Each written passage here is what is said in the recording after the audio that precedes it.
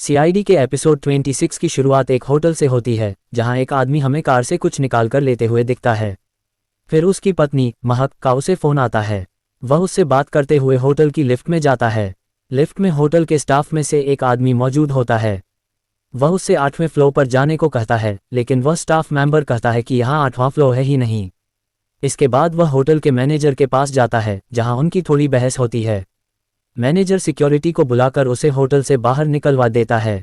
इसके बाद हमें जंगल से सीआईडी की गाड़ी होटल की तरफ आते हुए दिखाई देती है। सचिन, अभिजीत और दया होटल के मैनेजर से पूछताछ करते हैं।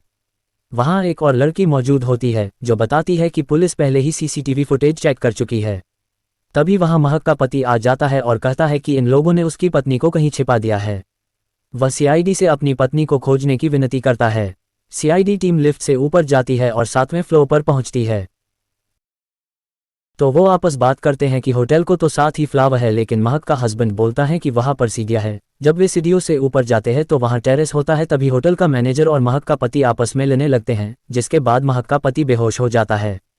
सचिन अभिजीत को उसे अस्पताल ले जाने के लिए कहते हैं और अभिजीत और दया चेकिंग के लिए नीचे आते हैं।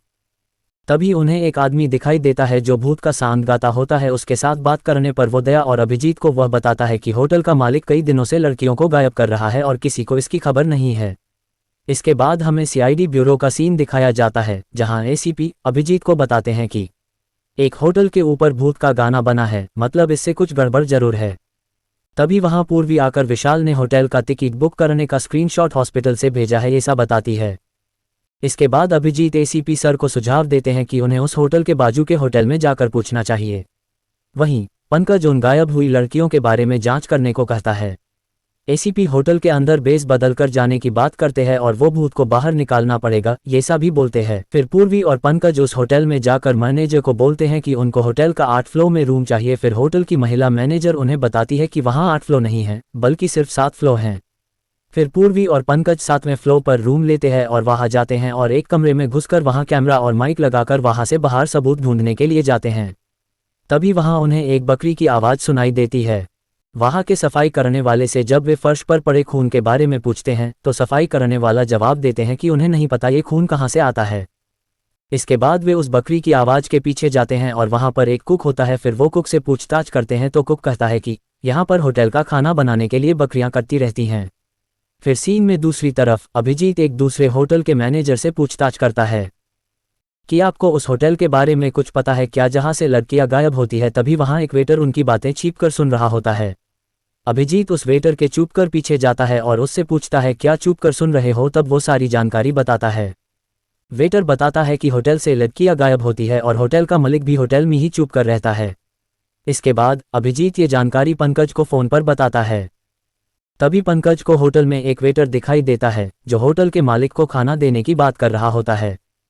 पंकज उस वेटर का पीछा करने लगता है, लेकिन तभी लिफ्ट बंद होती है। लेकिन जब लिफ्ट खुली तो लिफ्ट से एक स्नेक निकलकर पंकज पर अटैक करने की कोशिश करता है, लेकिन पंकज वहां से भाग जाता है और वो भागते भागते पंकज 8 नंबर फ्लोर पर जाता है और फिर डरकर पूर्वी के पास जाकर उसे पूरी बात बताता है।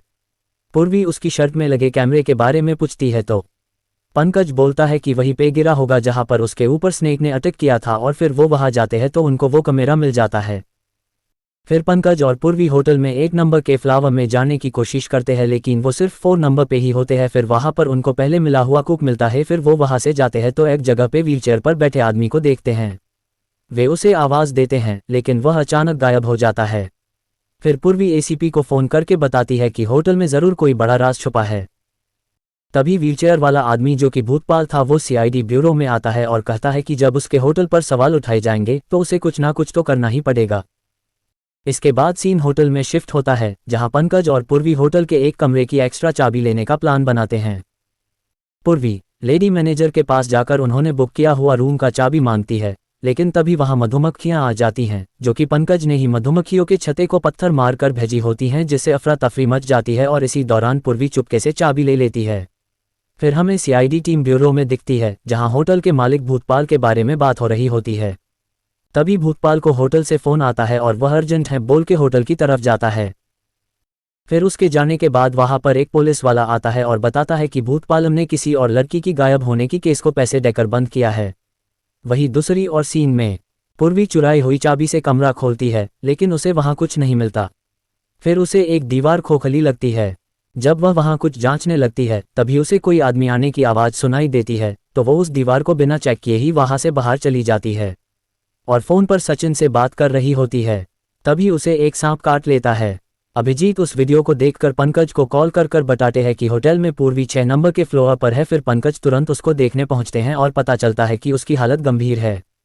फिर वो उसे हॉस्पिटल भेजता है। फिर पंकज को वहां पर भूतपाल चलते हुआ दिखता है, लेकिन पंकज जैसे ही उसके पीछे जाता है तो वो गायब हो जाता है। तभी पंकज की नज़र वहां पर एक गमले पर पड़ती है। पंकज उसको छूता है और अचानक एक सीक्रेट डोर खुल जाता है। इसके बाद दया पंकज को बोलता है कि मैं वहां पर आता हूं। फिर दया और पंकज होटल के सीक्रेट रूम की जांच करते हैं। वहां उन्हें काफ़ी सारे स्नैक्स दिखते हैं और वहां पर उनको स्नैक्स का जहर भी निकाला हुआ देखता है। फिर वहां पर कोई आने की आवाज़ सुनकर वो दोनों चिप जाते हैं। फिर वहां पर वो कुक आता है। फिर दया उसको पकड़ लेता है। फिर वो बताता है कि वो उस सीक्रेट रूम में स्नैक्स का जहर निकालता है और होटल में आए हुआ गेस्ट को नशा करने के लिए बेचता है। फिर दया उसको भूतपाल के रूम में लेकर जाता है। भूतपाल के रूम में पंकज को फोन आता है कि पूर्वी की कंडीशन क्रिटिकल है। फिर सारी टीम हॉस्पिटल में जाती है। फिर वहां पर पूर्वी छोटे रूम के अंदर बड़ा रूम ऐसे बदब रही थी। तभी अभिजीत को समझ आता है कि भूतपाल के रूम में कुछ होगा। फिर अभिजीत पंकज और दया वहां पर जाते हैं तो वहां उनको एक दीवार तोड़ने पर बड़ा रूम मिलता है जहां पर भूतपाल की लाश होती है। फिर पंकज को कुछ पुराने अखबार मिलते हैं और फिर अभिजीत और दया बोलते हैं जो कोई भी इस भूतपाल को मार कर भागा है वो अभी जंगल में ही होगा। फिर वो सर्च टीम को जंगल में खूनी को ढूंढने को बोलते हैं। फिर सीआईडी ब्यूरो में सचिन एसीपी को बताता है कि भूतपाल की लाश के पास मिले हुआ डीएनए भूतपाल से मैच हुआ है, मतलब भूतपाल का बेटा जिंदा है। इसके बाद जंगल में दया अभिजीत और पंकज खूनी को ढूंढ रहे होते हैं। फिर पंकज को वहां पर एक लड़का भागता हुआ, फिर पंकज उसको पकड़ लेता है। वही दूसरी और अभिजीत को वहां महक की लाश मिल जाती है। फिर महक का पति वहां आता है और दया से पूछता है कि किसने मारा मेरी वाइफ को। फिर दया बोलता है कि भूतपाल के बेटे ने मणिपाल ने चाकू से मारा है। ये सब बोलता है तो वो चाकू उठाकर मणिपाल को मारने को जाता है, लेकिन दया उसे रोक लेता है। तभी दया उसको बोलता है कि मेहक को मणिपाल ने ना ही तुमने मारा है। फिर हमें प्रीवियस सीन दिखाते हैं जहां सीआईडी को पता चलता है कि महक के शरीर पर जो चाकू के निशान थे वे किसी लेफ्ट हैंडेड इंसान के थे। इससे उनको महक के पति पर शक करते हैं। दया उसे थप्पड़ मारता है और पूछताछ करता है। फिर पता चलता है कि महक ने उसके नशा करने की आदत को बंद करवा दिया था, इसलिए उसने उसे मार दिया था। और दया मणिपाल से कहता है कि तुम्हारे बाप तुम ही को गलत काम नहीं करने दे रहे थे तो तुमने उनको मार दिया। आखिर में सीआईडी टीम उन दोनों को लेके जाने को बोलती है। तभी पंकज को कॉल आता है कि पूर्वी अब ठीक है और फिर वो ये बात दया और अभिजीत को बताता है तो फिर वो वहां से हॉस्पिटल में जाने के लिए निकलते हैं और इसी के साथ एपिसोड खत्म हो जाता है। दोस्तों, अब आपको कौन सा एपिसोड का एक्सप्लेनेशन चाहिए ये भी बताना। और दोस्ती, मैंने आपके लिए बहुत मेहनत से वीडियो बनाया है तो प्लीज़ मेरे चैनल को सब्सक्राइब जरूर करें।